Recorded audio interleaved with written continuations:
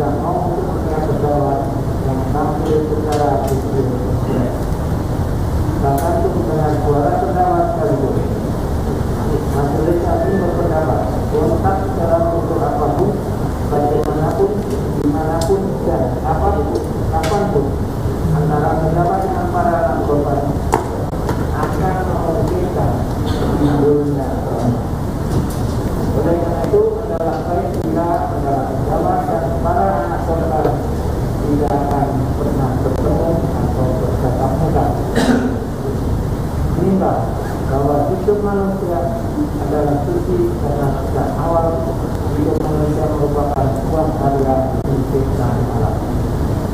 Maka Majelis Hakim berpendapat akan baik memberikan pidana kepada terdakwa yang demikian, namun tidak memungkinkan lagi terdakwa untuk bertemu para korban yang dapat menimbulkan dan membangkitkan kembali trauma di masa yang akan datang kepada para anak korban.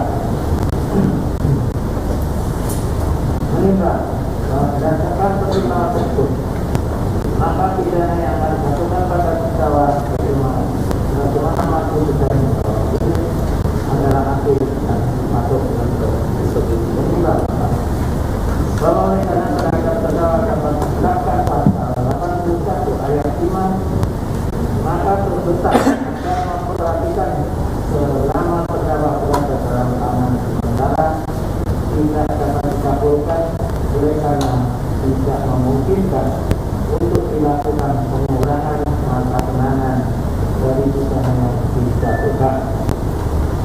Sedangkan terhadap terdakwa telah dilakukan penahanan dan penahanan terhadap terdakwa tersebut dilanggar alasan tersebut, maka perlu ditetapkan agar terdakwa tetap berada dalam tahanan.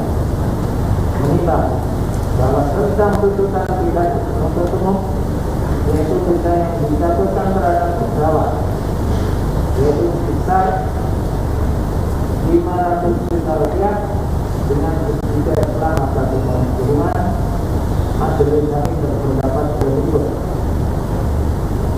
Menimbang bahwa pasal 67 KUHP menyebutkan sebagai bentuk jika orang menjadi pidana mati atau pidana penjara seumur hidup, di samping itu tidak boleh dijatuhkan pidana lain lagi kecuali pencabutan hak-hak tersebut, rampasan barang-barang yang telah disita sebelumnya, dan pengumuman putusan habis. Menimbang berdasarkan pasal 67 KUHP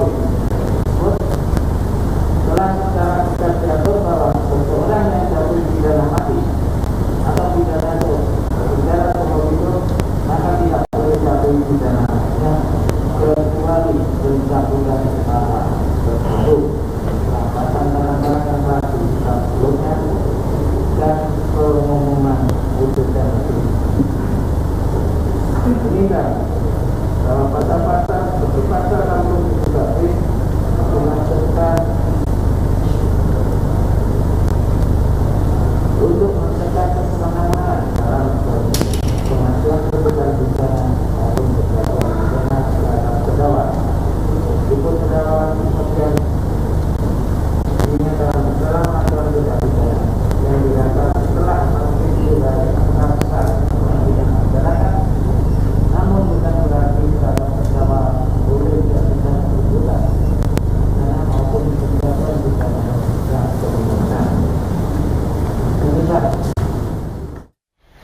Pemirsa, sidang vonis Heri Wirawan masih terus berjalan dan kasus ini juga menjadi perhatian serius dari berbagai lembaga termasuk Komisi Perlindungan Anak Indonesia. Dan untuk membahasnya kita sudah bergabung dengan Ibu Rita Pranawati, Wakil Ketua KPAI. Selamat siang Ibu Rita. Selamat siang. Baik Ibu Rita, kita sama-sama menyaksikan bagaimana sidang vonis dari pemerkosa 13 santriwati yang ini pelakunya adalah guru ngajinya begitu, dan korban rata-rata adalah anak di bawah umur. Anda melihat kasus ini sudah berjalan sidangnya dan kita menantikan vonisnya, apa harapan dari KPAI? Kita berharap ada hukuman maksimal kepada pelaku. Kemudian juga ini kan memang dia harus diumumkan ya, karena korbannya juga banyak identitasnya, dan ini juga sedang berlangsung.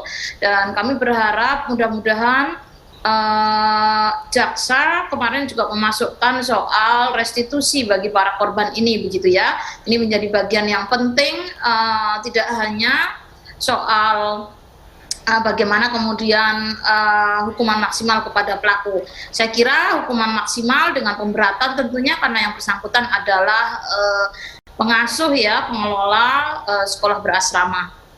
Baik, restitusi ini berkaitan dengan tanggung jawab pelaku kepada para korbannya ini yang jumlahnya 13 begitu.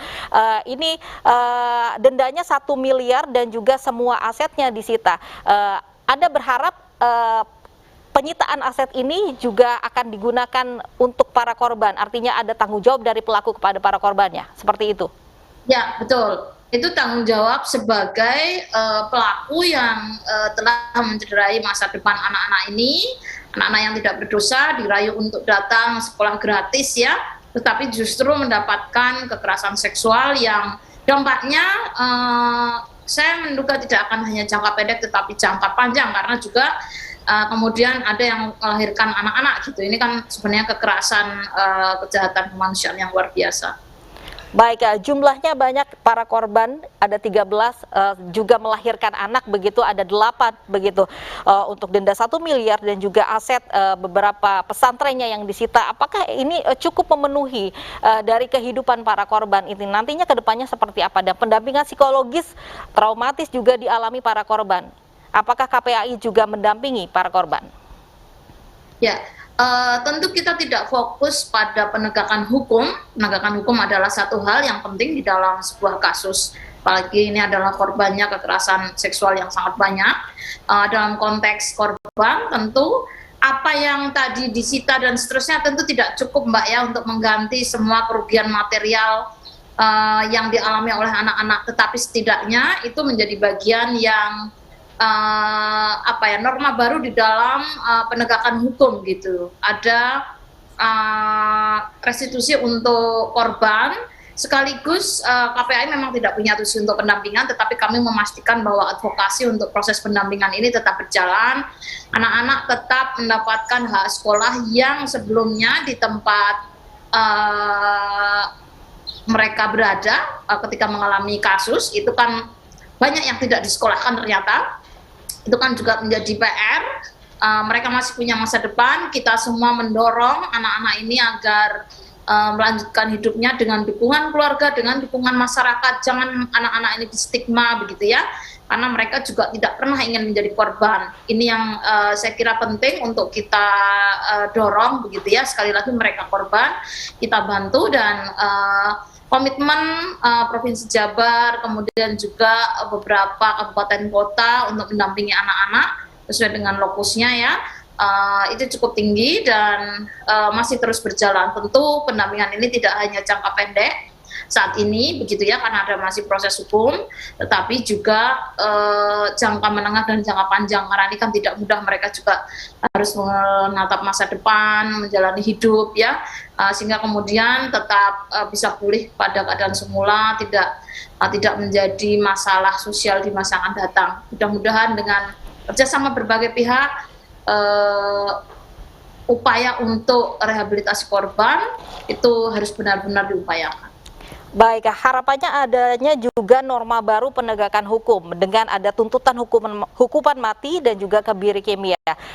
Dari KPAI sendiri, apakah melihat ini sebuah angin segar norma hukum yang baru sehingga memang kita harapkan tidak terjadi lagi kekerasan seksual, begitu? Iya, sebenarnya kekerasan seksual tidak hanya dicegah dengan adanya hukuman yang dianggap maksimal gitu ya, memberikan efek jera, tetapi sesungguhnya ini juga edukasi kepada semua lapisan masyarakat tentang bagaimana mencegah, baik kepada anak-anak maupun orang dewasa, yang harus menghargai hak-hak anak itu menjadi sangat penting. Kemudian yang kedua juga membangun mekanisme, Mbak, membangun mekanisme di setiap institusi institusi yang bekerja dengan anak tentang kebijakan keselamatan anak. Bagaimana kemudian kebijakan keselamatan anak ini diterapkan di semua institusi yang bekerja dengan anak, mulai dari rekrutmen, kemudian proses penyelenggaraan layanan kepada anak, itu menjadi bagian edukasi yang penting. Selain bahwa ada aturan-aturan hukum yang berlaku dan KPAI menghormati keputusan hakim apapun nanti begitu ya, tapi kita berharap aspek-aspek pemberatan kemudian hukuman maksimal itu menjadi bagian yang penting. Baik, tentunya hukuman semaksimal mungkin kita harapkan, apalagi untuk para keluarga korban dan juga korban. Nah, untuk melihat kasus ini, Ibu Rita, ini terjadi di lingkungan sekolah, kemudian juga dilakukan oleh gurunya, begitu. Apa yang membuat lingkungan sekolah dan juga guru ini menjadi sesuatu yang memang bukan perlindungan yang harus semestinya diberikan kepada para korban? Ya, prinsipnya setiap orang tua ketika menitipkan anak ke tempat lembaga pendidikan, apalagi itu adalah berasrama, tentu harus mempertimbangkan banyak hal. Bagaimana sistemnya, kemudian bagaimana penyelenggaraan layanan untuk anak, bagaimana keamanan, termasuk juga memberikan bekal kepada anak bahwa anak-anak ini meskipun pengganti orang tua tetapi tidak sepenuhnya bisa melakukan sebagaimana orang tua begitu ya, karena kan ada batasan-batasan yang harus dijaga, itu juga menjadi bagian penting. Sekaligus juga lembaga-lembaga seperti ini kan memang kalau ada izinnya maka seharusnya memberi izin juga memberikan pengawasan yang optimal begitu ya. Ini juga menjadi bagian penting. Ketika ada penyelenggaraan sebuah institusi yang memberikan pelayanan kepada anak, termasuk penyelenggaraan layanan kepada anak, pemenuhan hak dan perlindungan, maka harus suka atau tidak suka penyelenggara harus mendapatkan edukasi tentang pemenuhan hak anak, tentang konvensi hak anak agar tidak melakukan kejahatan dan terus melihat track recordnya. Dan selama proses pelayanan itu juga harus ada evaluasi begitu ya. Ini kan seharusnya ada lembaga-lembaga yang melakukan evaluasi baik pengawas sekolah, pengawas satuan pendidikan, itu menjadi bagian yang saya kira penting sekali. Baik, oke. Banyak yang harus dievaluasi. Terima kasih Ibu Rita Pranawati, Wakil Ketua KPAI, sudah bergabung bersama kami di Breaking News. Dan pemirsa, Breaking News masih akan kembali usai jeda berikut ini.